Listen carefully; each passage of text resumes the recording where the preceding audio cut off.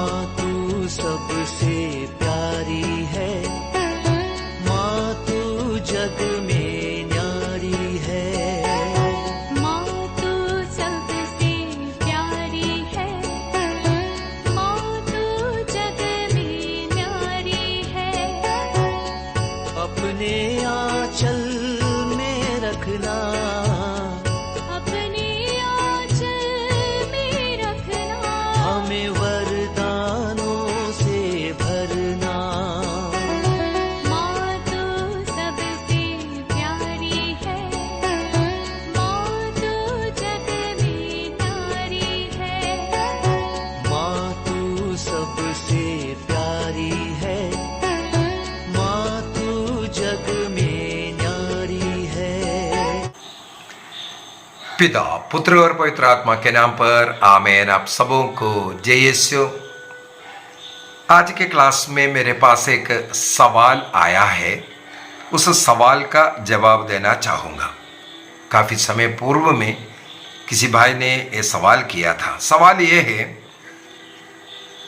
मूसा नबी के द्वारा जो 10 आज्ञा इस्राएल के साथ जो प्रभु ने विधान जोड़ा 10 आज्ञा के द्वारा, उसी आज्ञा को आज क्रिश्चियन लोग भी 10 आज्ञा उसी को सीखते हैं, उसको सिखाते हैं। इसका मतलब वो विधान मूसा नबी से जुड़ा हुआ, उसके द्वारा जो इस्राएल को मिला हुआ वो विधान को, उस नियम को आज क्रिश्चियन लोग भी फॉलो कर रहा है। अभी उनका सवाल यह है, क्या मूसा नबी के पहले भी कोई ऐसा विधान था?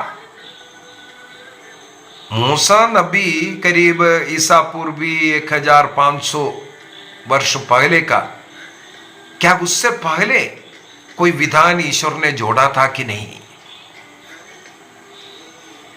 अगर जोड़ा था तो क्या विधान जोड़ा, क्या था, नियम क्या था?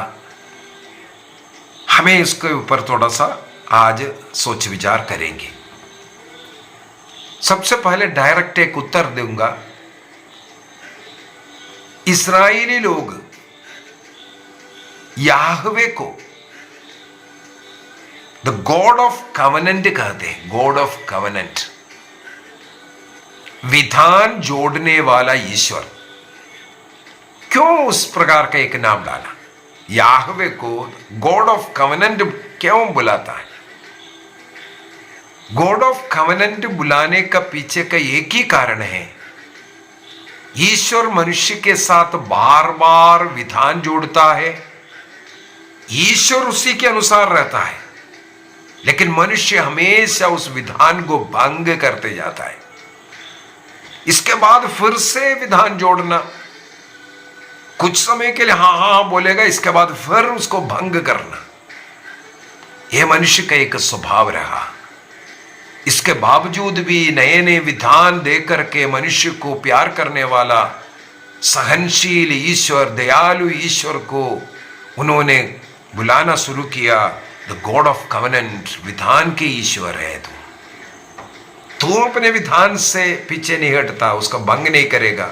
लेकिन हम पापी लोग बारंबार उसको भंग कर रहा है, लेकिन तुम हमें बार बार विधान जोड़ करके तेरे साथ बांधना चाहते हैं। इसका मतलब डायरेक्ट एक उत्तर आपको मिल गया। ईश्वर ने जब मनुष्य की सृष्टि किया तब से ईश्वर ने विधान जोड़ा है, बारंबार कई बार विधान जोड़ा है। ईश्वर चाहता है, इसलिए ईश्वर ने मनुष्य की सृष्टि कैसे किया? ईश्वर के समान सृष्टि किया। ईश्वर ने अपना प्रतिरूप मनुष्य की सृष्टि किया, और ईश्वर चाहता है मनुष्य हमेशा ईश्वर के समान रहे। इसलिए ईश्वर ने मनुष्य को विधान से बांध कर रखा, कवनेंट। उत्पत्ति ग्रंथ उसके अध्याय 2 वाक्य 16 अगर हम पढ़ेंगे, उत्पत्ति ग्रंथ अध्याय 2, आदि मानव आदम और हेवा, आदि मानव का सृष्टि करने के बाद ईश्वर ने उनके साथ एक विधान जोड़ा।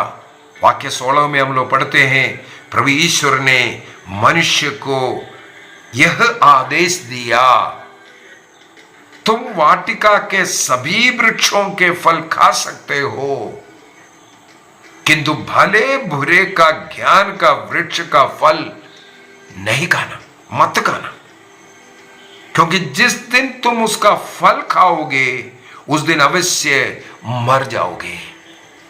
यदि तुम ईश्वर के समान, ईश्वर के सदृश अमर बने रहना है, ईश्वर के सदृश पवित्र बने रहना है, यह विधान तो फॉलो करना है। बस वाटिका के सभी वृक्षों का फल खा लो, एक वृक्ष को, भले बुरे ज्ञान का जो वृक्ष है उसका फल नहीं खाना, बस। क्योंकि जिस दिन तुम उसका फल खाओगे तुम अवश्य मर जाओगे। मृत्यु इस प्रकार आया है। ईश्वर ने मनुष्य को ईश्वर के समान रखने के लिए सबसे पहला विधान, नियम यही यहां पर दिया है। तुम जब तक अन्य फल को, जीवन वृक्ष का फल है, उस फल को खाकर रहो, अन्य सभी फलों को खा लो।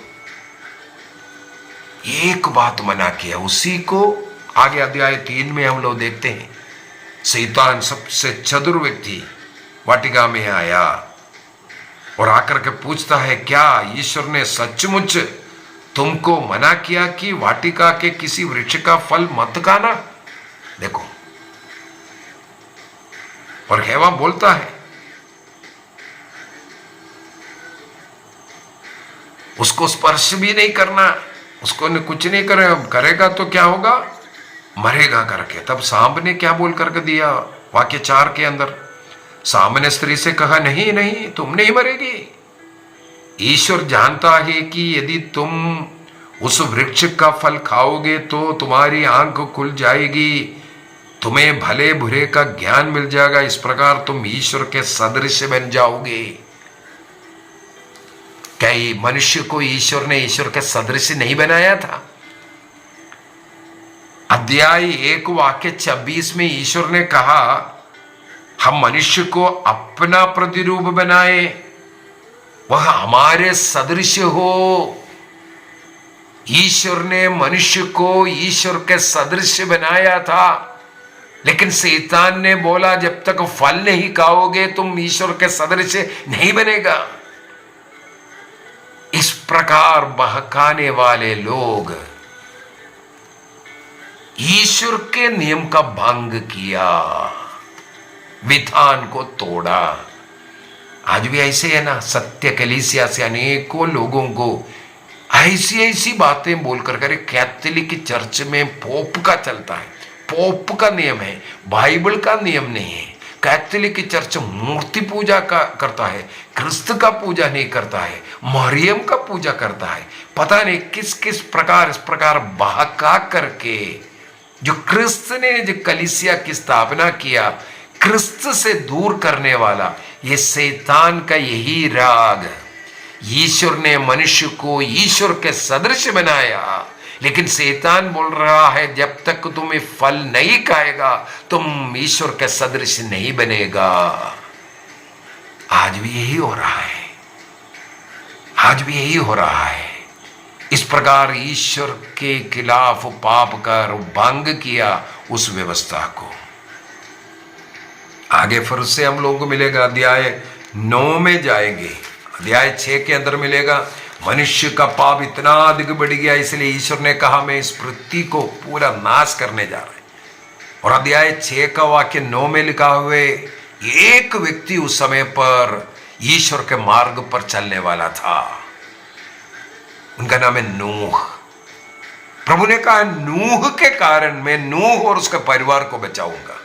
एक व्यक्ति, केवल एक नूह, पवित्र मार्ग पर चलने वाला, ईश्वर के मार्ग पर चलने वाला सदाचारी व्यक्ति। वाक्य 9 में वही लिखा है, उनके समय पर केवल एक व्यक्ति सदाचारी।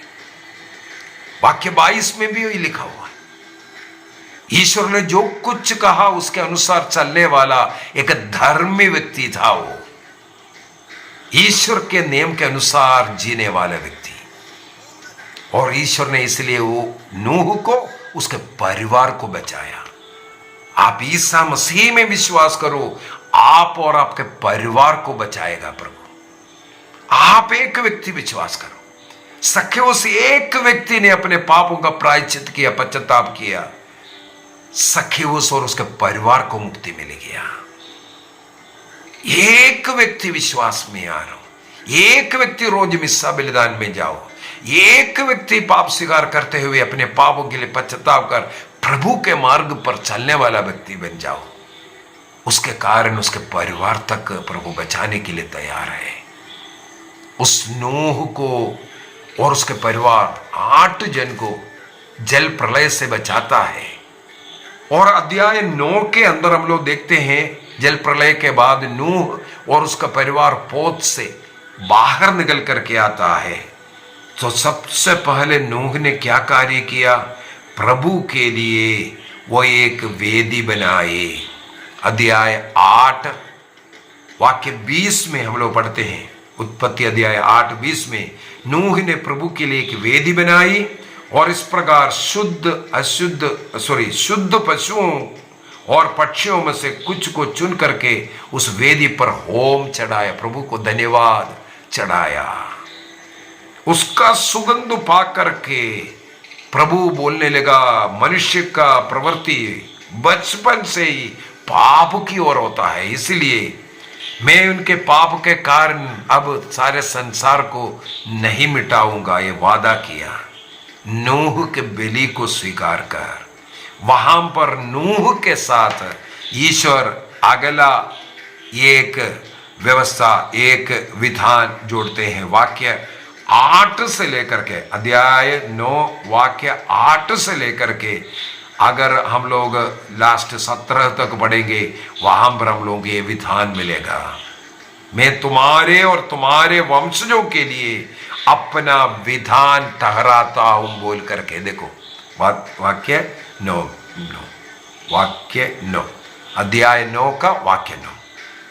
देखो नूह के साथ हुई, इसका मतलब विधान जोड़ा। आगे हम लोगों को मालूम है, ये अब्राहम के समय पर अब्राहम के साथ भी विधान जोड़ा।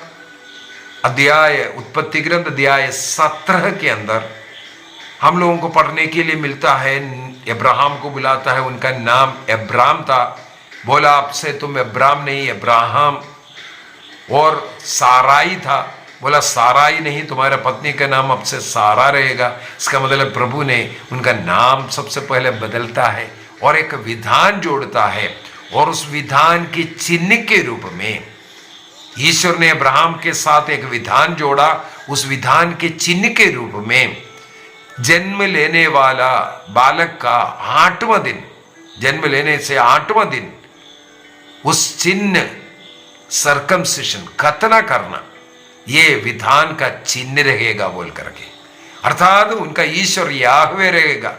याहवे के संतान बनकर रहने के लिए 8वां दिन खतना करना, जैसे हम लोग आज बपतिस्मा ग्रहण करते, इसलिए बच्चों को बपतिस्मा देता है। प्रभु ने नियम दिया 8वां दिन संतान का, बच्चों का मुक्ति जरूरत है, केवल बड़ों का नहीं, बच्चों का भी मुक्ति है। मैंने एक क्लास हाल ही में ही डाल दिया, क्यों बच्चों को बपतिस्मा देता है। इस प्रकार ये अब्राहम के साथ भी ईश्वर ने विधान जोड़ा। इन विधानों का क्या जरूरत है? इसके बाद आगे आकर के हम लोग मूसा नबी के साथ, ये विधान का क्या मतलब है? ईश्वर चाहता है मनुष्य ईश्वर के साथ जुड़ करके ईश्वर जैसे रहे, हर एक मनुष्य ईश्वर के स्वभाव वाला बने, ईश्वर जैसे दिखे। ईश्वर का संतान ईश्वर का समान होना जरूरी है, बस इसके लिए विधान है। कैथोलिक कलीसिया का धर्म शिक्षा ग्रंथ कैटेकिज्म ऑफ कैथोलिक चर्च 54 से लेकर के 54, 55, इसके बाद 72, हम सब हम लोगों को मिलता है। ईश्वर इन विधानों के द्वारा अपने उस योजना को प्रकट करता है, मनुष्य कैसे रहना है, मनुष्य कैसे जीवन बिताना है। ईश्वर के जैसे पवित्र जीवन जीने के लिए ही इन विधानों को जोड़ करके ईश्वर के समान मनुष्य बने रहने के लिए ही ये विधान जोड़ा है।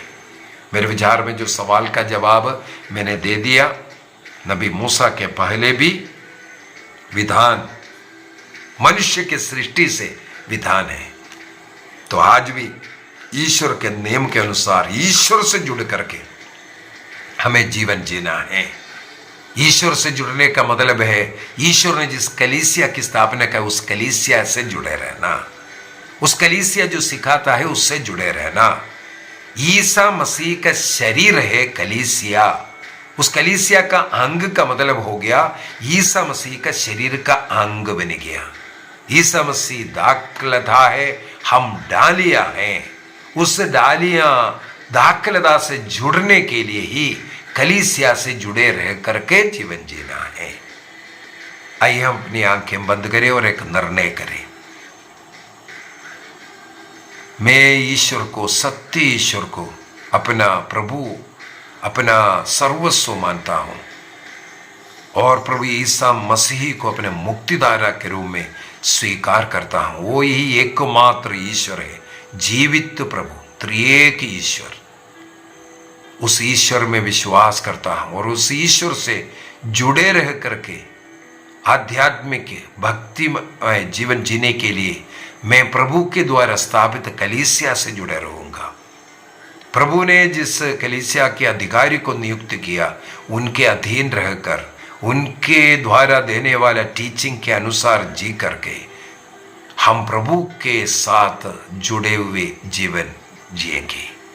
प्रभु उसके लिए हम सबों को आशीष दे, कृपा दे, पिता, पुत्र और पवित्र आत्मा के नाम पर आमीन। आप सबों को जय यीशु।